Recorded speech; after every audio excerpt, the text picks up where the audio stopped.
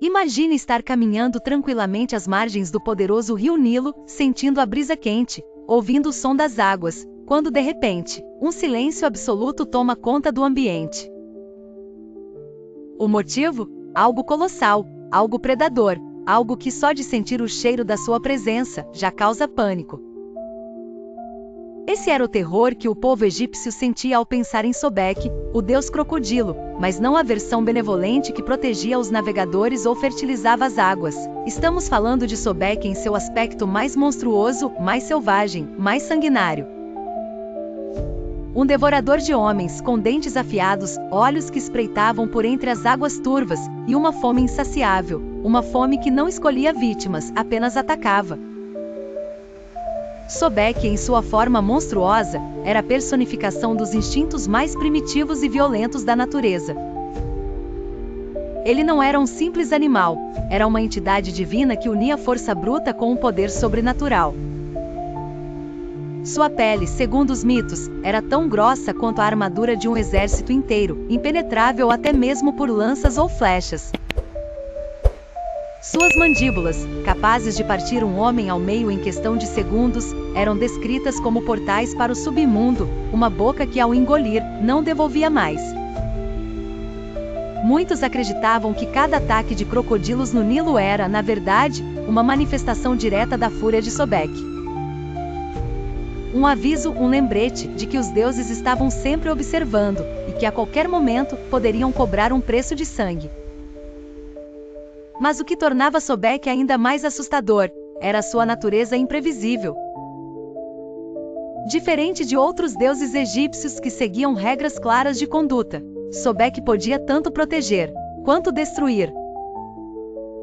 Era adorado por guerreiros que pediam sua força em batalhas, mas também era temido pelos pescadores e agricultores, que viam nele uma ameaça constante.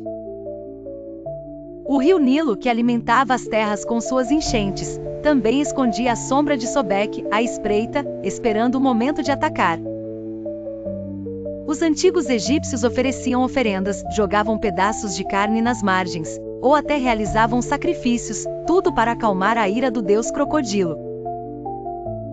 Ninguém queria ser a próxima vítima, ninguém queria chamar a atenção de Sobek, quando ele estava com fome.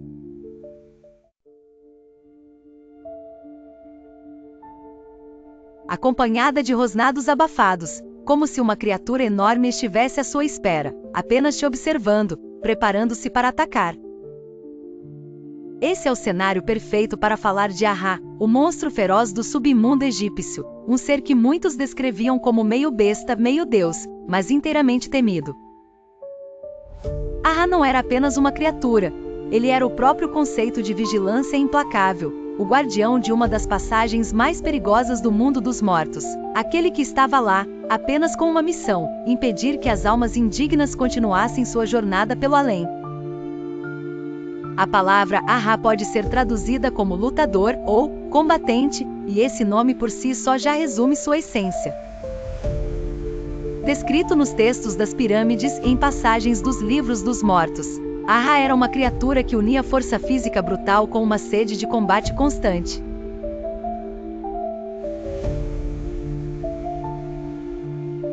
E uma boca com fileiras de dentes afiados, prontos para dilacerar qualquer um que ousasse desrespeitar as leis do submundo. Ele era o tipo de inimigo que, mesmo que você fosse um grande guerreiro em vida, no pós-morte, não teria nenhuma chance caso fosse considerado indigno. A função de Ahá era clara: proteger os portões do Dua, o submundo egípcio, um lugar onde cada alma precisava provar seu valor para continuar até o julgamento de Osíris. Quem fosse corajoso, puro de coração e honesto passava, mas quem carregava mentiras, traições ou crimes, encontrava Ahá no caminho. E diferente de outras entidades do além, Ahá não oferecia segundas chances, não fazia perguntas, não ouvia desculpas. Ele atacava de forma fulminante, sem hesitar, como um predador cumprindo sua missão. Em algumas versões dos mitos, Ahá era visto como uma extensão da própria vontade dos deuses, como se fosse os olhos e os punhos de Osíris ou de Anubis, garantindo que a ordem fosse mantida, mesmo no mundo dos mortos.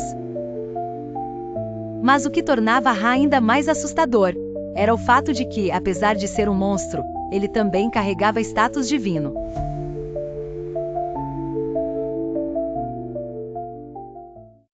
Imagine uma criatura com o poder bruto de um leão, a velocidade e a visão de um falcão, e a fúria de ambos combinados em um único ser. Estamos falando do grifo egípcio, uma figura mítica que aparece nas representações mais antigas do Egito, carregando um simbolismo que mistura realeza, proteção e, ao mesmo tempo, destruição implacável. Diferente dos grifos da mitologia grega, o grifo egípcio não tinha asas, mas sua aparência não deixava a desejar quando o assunto era imponência. O corpo musculoso, com patas fortes e garras afiadas, era de um leão, o rei da terra. Já a cabeça, com olhos penetrantes e bico curvado, era a de um falcão, o senhor dos céus. Uma combinação que representava domínio absoluto, tanto sobre o solo quanto sobre os ares. Mas o grifo egípcio não era apenas um símbolo de poder físico, ele era uma manifestação viva da proteção real. Nas paredes dos templos, nos relevos de túmulos, e até em artefatos de guerra, a imagem desse monstro aparecia sempre em posição de ataque, como se estivesse pronto para saltar sobre qualquer inimigo que ameaçasse o faraó ou o equilíbrio de Maat, a deusa da ordem. Sua postura era sempre de alerta, com as garras prontas para rasgar e o olhar fixo em um inimigo invisível. Para os egípcios, o grifo era o guardião das fronteiras, aquele que vigiava os desertos, os túmulos e até mesmo os portões entre o mundo dos vivos e o dos mortos. Ele era o predador que nunca dormia, a força silenciosa, mas letal, pronta para atacar sem aviso. E o mais interessante é que o grifo egípcio também carregava um aspecto simbólico muito forte ligado ao ciclo da vida e da morte. Como o leão representava o poder terrestre, e o falcão era o animal sagrado de Horus, deus do céu e da realeza, o grifo tornava-se uma fusão desses dois domínios, simbolizando que nem na terra nem no céu existia lugar seguro para aqueles que desrespeitassem os deuses ou quebrassem as leis sagradas. Em algumas inscrições, o grifo era descrito como um caçador de almas, um ser que perseguia aqueles que tentavam fugir do julgamento divino, arrastando-os de volta, seja das areias do deserto ou das sombras do além. Seu rugido era comparado ao trovão e seu ataque, à fúria dos próprios deuses. Com o passar dos séculos, o grifo egípcio acabou influenciando outras culturas, aparecendo em versões diferentes na mitologia persa, e mais tarde na mitologia grega, onde ganhou asas e tornou-se ainda mais famoso. Imagine o céu escurecendo repentinamente, o ar ficando denso, quase impossível de respirar. Uma umidade sufocante que gruda na pele, nos pulmões, trazendo uma sensação de desespero iminente. Essa era a chegada de Tefnut, a deusa da umidade e da chuva, mas não em sua forma benevolente, e sim em seu aspecto mais temido, o aspecto furioso, monstruoso, destrutivo. Para muitos, ela era a fonte de vida, aquela que trazia as chuvas para irrigar as plantações, alimentando o Nilo, garantindo colheitas fartas. Mas quando provocada, Tefnut se transformava em uma força da natureza totalmente fora de controle. Sua raiva era capaz de transformar o paraíso fértil do Egito em um cenário de pura devastação. Uma tempestade viva, com garras, dentes e uma sede implacável por destruição. Em tempos antigos, os egípcios contavam histórias de como Tefnut, ao se enfurecer, assumia formas monstruosas, sua figura se distorcia, ganhando feições de leoa, misturada com elementos de neblina densa e nuvens carregadas.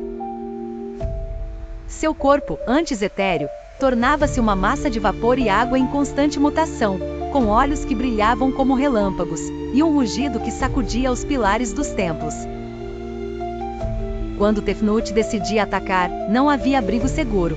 Suas tempestades vinham com ventos que arrancavam árvores, chuvas que inundavam vilarejos, e trovões que partiam as rochas ao meio. Era como se a própria atmosfera estivesse viva e furiosa, pronta para afogar tudo em uma onda de pura fúria climática. Um dos mitos mais conhecidos conta o momento em que Tefnut, em um acesso de fúria, abandonou o Egito e se retirou para terras distantes, levando com ela toda a umidade, toda a água, deixando o Egito à beira de um colapso. A terra secou, o Nilo encolheu, as plantações morreram, e a fome se espalhou. Os deuses, desesperados, enviaram Shu, seu pai, para buscá-la. Mas ao encontrá-la, ele se deparou com uma Tefnut irreconhecível, selvagem, com garras afiadas, dentes expostos e um olhar de puro ódio. A batalha entre os dois foi descrita como um confronto épico entre o céu e a terra, com tempestades de areia, chuvas torrenciais e relâmpagos cortando o céu. Apenas após muito esforço e promessas de reverência, Tefnut finalmente aceitou voltar, restaurando o equilíbrio, mas deixando claro que sua paciência tinha limites. A lição que os antigos egípcios tiravam dessa história era simples, mas assustadora: jamais subestime a deusa da umidade. Imagine um som vindo do deserto, um uivo misturado com um grunhido, ecoando por quilômetros, fazendo até os animais selvagens pararem, olharem para o horizonte e recuarem em silêncio. Esse som, segundo os antigos egípcios, era o aviso de que Sete, o deus do caos, o mestre das tempestades, estava por perto. Mas diferente de outros deuses egípcios que tinham formas reconhecíveis, como falcões, gatos, crocodilos, Sete era uma aberração. Uma criatura com um corpo indefinido, com traços de vários animais, e ao mesmo tempo de nenhum.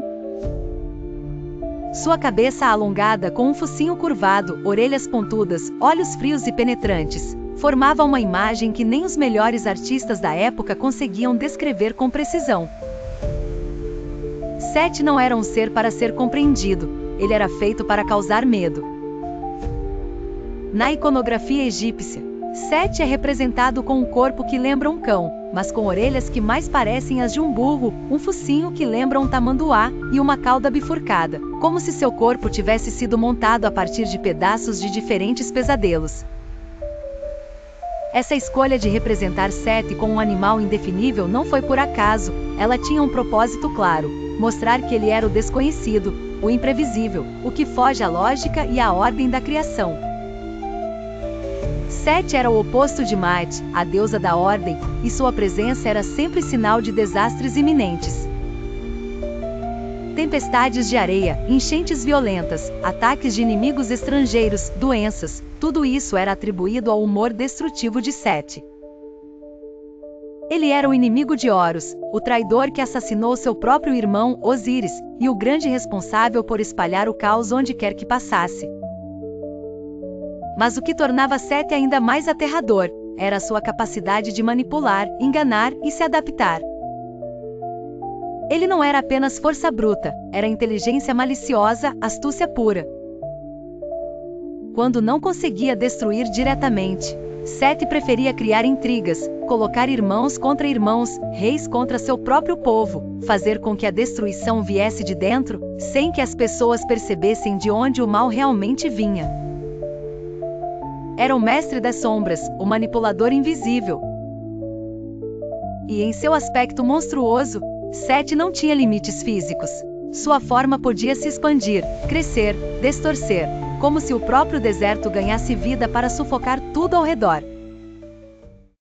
Imagine um dia comum no Egito Antigo, com o sol brilhando forte sobre as areias douradas, os agricultores trabalhando nos campos e os sacerdotes realizando rituais nos templos. De repente, um silêncio estranho toma conta do ar, os pássaros param de cantar, os ventos cessam, e uma sensação de medo se espalha entre as pessoas.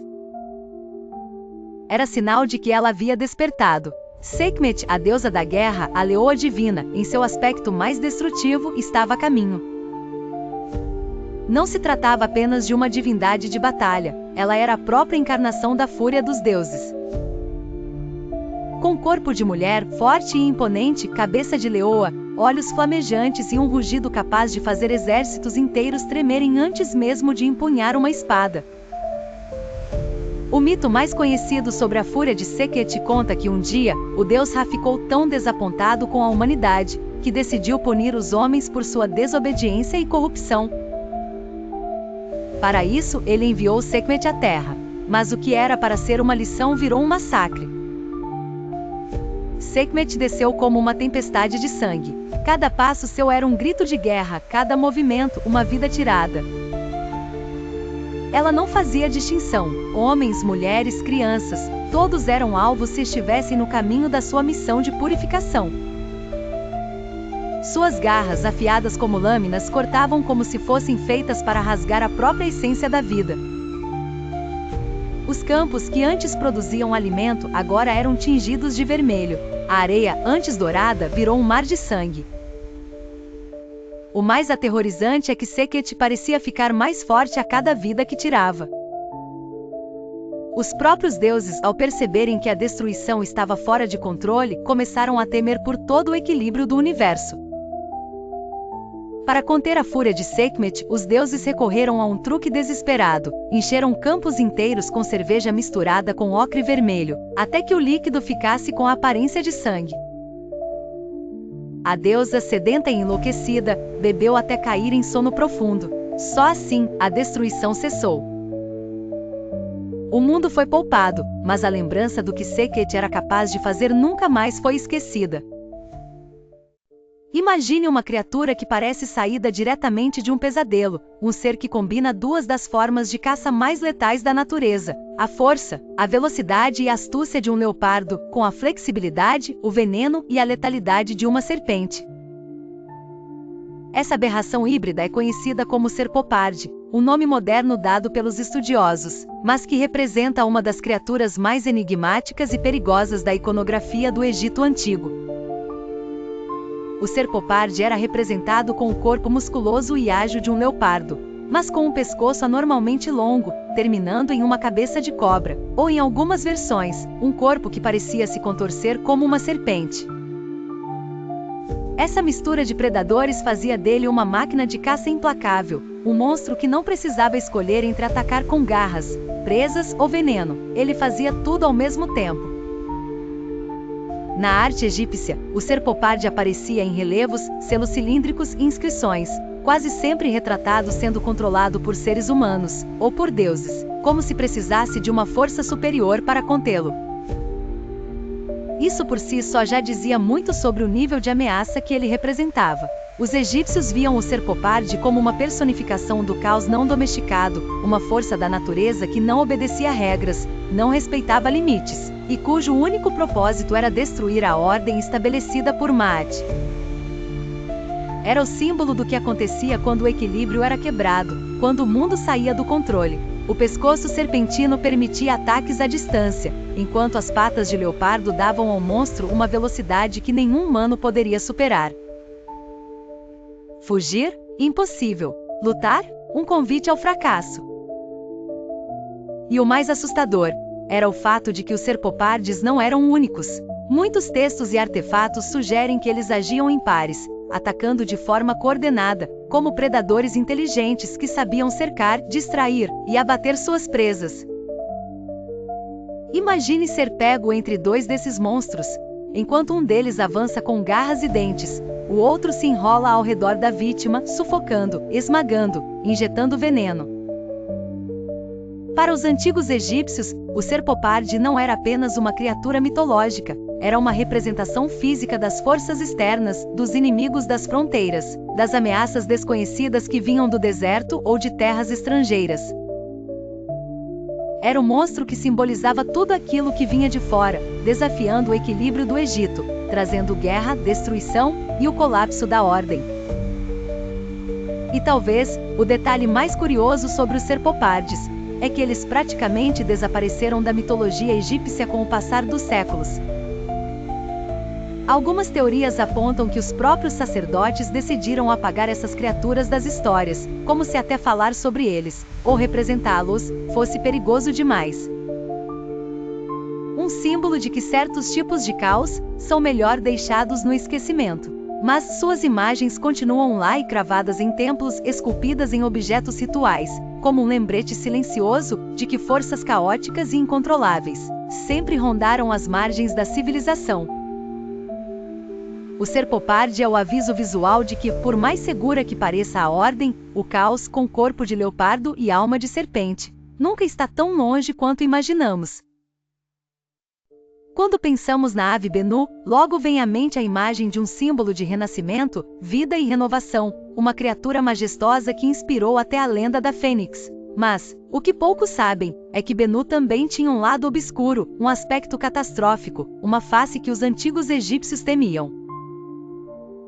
Bennu não era apenas uma ave que trazia a esperança de um novo ciclo, ela também carregava nas asas o poder de destruição em massa, capaz de reiniciar o mundo, não com florescimento, mas com fogo, caos e aniquilação.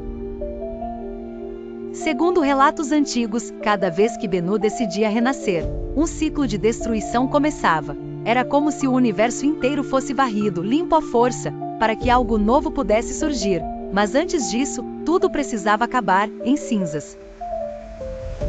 A origem do poder destrutivo de Bennu está diretamente ligada ao próprio ciclo da criação egípcia. Para os egípcios, o mundo surgiu a partir do caos, das águas primordiais de Nun, e Bennu foi uma das primeiras manifestações de vida, surgindo para marcar o início de todas as coisas. Mas ao mesmo tempo, ela carregava consigo o poder de reiniciar esse ciclo, a qualquer momento. Seu canto, descrito como um som tão poderoso que fazia os deuses tremerem, era capaz de provocar tempestades, incêndios, e até abalar a própria estrutura do tempo e do espaço. Cada batida de suas asas podia levantar ventos devastadores, varrendo plantações, destruindo templos e causando fome e desespero entre os homens. Não era apenas um pássaro, era uma força da natureza, uma entidade que decidia quando a ordem precisava ser quebrada. Em algumas versões dos mitos, os egípcios acreditavam que Bennu podia trazer o fim de uma era com um simples bater de asas. Durante tempos de grande desordem, ou quando os humanos desrespeitavam os princípios de Ma'at, a ordem universal, Bennu surgia como agente da purificação final. Seu voo era descrito como um eclipse dourado, onde o céu escurecia, o ar esquentava, e os rios secavam por completo, tudo em questão de minutos. Cidades inteiras desapareciam engolidas por tempestades de areia, incêndios ou enchentes. Era como se o próprio universo fosse obrigado a parar, retroceder e recomeçar do zero. O povo egípcio então fazia rituais, orações desesperadas, implorando para que Bennu permanecesse em silêncio, que adiasse seu renascimento, pois todos sabiam que o despertar de Bennu não era algo que os mortais poderiam suportar. E o mais curioso é que, por mais temido que fosse, o aspecto destrutivo de Bennu era considerado necessário. Para os egípcios, o fim nunca era realmente um fim, era apenas o começo de um novo ciclo.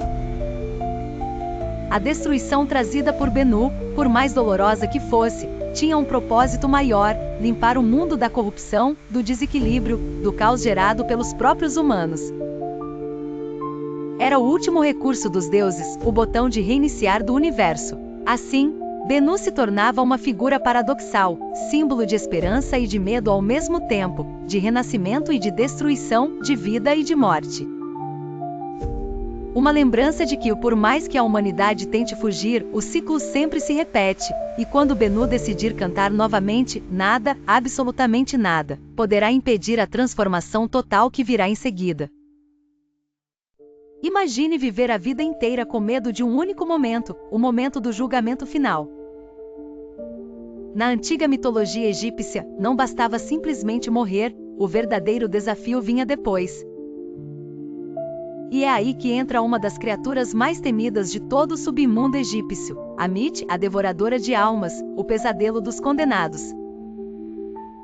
Não estamos falando de um monstro qualquer. Amit era uma combinação de 3 dos animais mais mortais conhecidos pelos egípcios: cabeça de crocodilo, corpo de leão e traseira de hipopótamo. 3 predadores, 3 símbolos de morte e destruição. Essa criatura monstruosa não caçava, ela esperava. Sentada ao lado da balança de Ma'at, ela observava em silêncio e impaciente, pronta para devorar aqueles que falhassem na prova mais importante de todas, o julgamento do coração. O processo era simples, mas ao mesmo tempo, assustador. Logo após a morte, o espírito da pessoa era conduzido até a sala das 2 verdades. Ali, os deuses decidiam o destino final da alma. O coração do falecido, considerado pelos egípcios como o centro da consciência, da moral e das emoções, era colocado em um dos pratos da balança. Do outro lado, a pena de morte, símbolo da verdade e da justiça. Se o coração fosse mais leve que a pena, isso significava que a pessoa havia vivido uma vida justa, e ela poderia seguir viagem até os campos de Yaru, uma espécie de paraíso egípcio, onde a alma encontraria a paz eterna. Mas se o coração pesasse mais, se estivesse carregado de mentiras, traições, inveja, egoísmo e tudo que representava desordem, o destino era selado, na mesma hora. Era nesse momento que Amit entrava em cena. Sem piedade e sem chance de apelação, ela avançava e devorava o coração do condenado. Mas diferente do que muitos pensam, o sofrimento não era apenas físico. Não era como ser simplesmente comido por um predador qualquer. Ser devorado por Amit significava algo muito pior, o aniquilamento total. A alma da pessoa deixava de existir, para sempre. E o mais assustador é que, diferente de outros monstros mitológicos, Amit não era má, ela era apenas a execução da justiça divina. No fim das contas, a figura de Amit servia como um lembrete brutal. As escolhas que você faz em vida têm um preço. Você já ouviu falar de uma criatura tão assustadora, tão colossamente destrutiva, que sua única missão é apagar a luz do mundo? Imagine o seguinte cenário. Todas as manhãs o sol nasce, trazendo a vida, o calor e a esperança de um novo dia. Mas o que quase ninguém sabe é que, segundo a mitologia egípcia, essa simples rotina diária era, na verdade, uma verdadeira batalha cósmica. De um lado temos Ra, o deus do sol, símbolo da ordem e da vida. Do outro, uma entidade sombria, uma serpente monstruosa com um único objetivo: mergulhar o universo em um abismo sem fim. Essa criatura atende pelo nome de Apep, ou, como os gregos a chamavam, Apophis. Uma força primitiva do caos. Ela não é só um vilão mitológico, ela representa o medo mais profundo da humanidade, o medo de que a luz desapareça, para sempre. A cada noite, enquanto o povo egípcio dormia, Ra iniciava sua viagem pelo mundo subterrâneo a bordo de sua barca solar. Mas o trajeto não era nada tranquilo. No meio da escuridão do Dua, o submundo egípcio, Apep aguardava. Enorme, sinuosa e imprevisível, ela se estendia por quilômetros como uma sombra viva que rastejava pelo horizonte da morte. O confronto era inevitável. A cada madrugada, Ra e seus aliados travavam uma batalha feroz contra a serpente. O som do confronto, dizem os mitos, ecoava pelos céus e fazia até mesmo os deuses tremerem. Era como um trovão distante, um rugido vindo das entranhas da terra. Apep tentava envolver o barco solar com seu corpo imenso, queria esmagá-lo, queria apagar a luz, queria engolir o próprio sol, e junto com ele, toda a esperança. Mas por que os egípcios temiam tanto essa criatura? A resposta vai além da aparência monstruosa de Apep. Na cultura do Egito Antigo, tudo era regido por um conceito chamado Ma'at, a ordem cósmica, o equilíbrio entre a vida e a morte, o ciclo perfeito do universo.